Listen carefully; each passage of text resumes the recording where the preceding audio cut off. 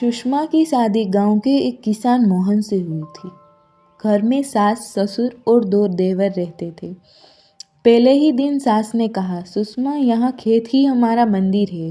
जो खेत संभाल ले वही घर संभाल लेता है। सुषमा ने मुस्कुराते हुए कहा, अम्मा, खेत भी संभाल लूंगी, घर भी संभाल लूंगी। वह सुबह सुबह उठकर चूल्हे पर चाय बनाती है, ससुर जी के पैर दबाती, फिर मोहन के साथ खेत चली जाती है। धान की रोपाई का मौसम था। सुषमा कीचड़ में उतर गई, पैर घुस गए, लेकिन उसने हार नहीं मानी। गांव की औरतें हंस रही थी। अरे नई बहू, हाथों में मेहंदी है और खेत में उतर गई। सुषमा मुस्कुराई। मेहंदी तो शादी में सजी थी, अब ससुराल खेतों से सजेगा। धीरे धीरे सुषमा की मेहनत की चर्चा पूरे गांव में फैल गई। सास भी अब गर्व से कहने लगी, मेरी बहू तो खेत की लक्ष्मी है। एक दिन अचानक तेज बारिश ने सब कुछ डुबा दिया। खेत में पानी भर गया, फसल बर्बाद हो गई। ससुर जी परेशान थे। अब क्या होगा? मोहन, सब खत्म हो गया। सुषमा ने कहा, अभी नहीं बाबूजी, अभी उम्मीद बाकी है।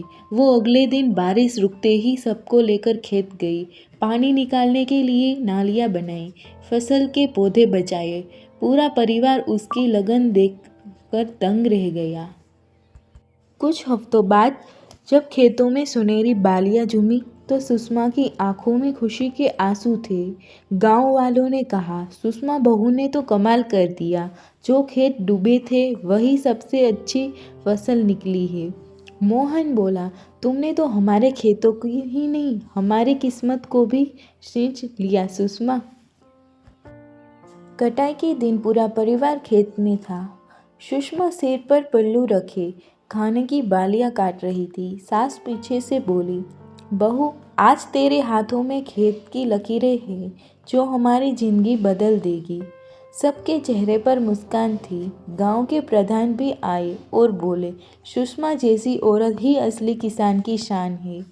चावल के खेत में ससुराल सुषमा के लिए सिर्फ जमीन ही नहीं, जिंदगी का पाठ था कि जहाँ मेहनत और सच्ची ससुराल सुषमा के लिए सिर्फ जमीन ही नहीं, जिंदगी का पाठ था कि जहाँ मेहनत और सच्ची नीयत हो, वहाँ किस्मत भी झुक जाती है।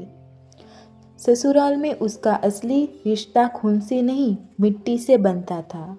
इस कहानी की सीख, जहाँ औरत मेहनत से घर और खेत संभाल लेती है, वहाँ बरकत अपने आप चली आती है।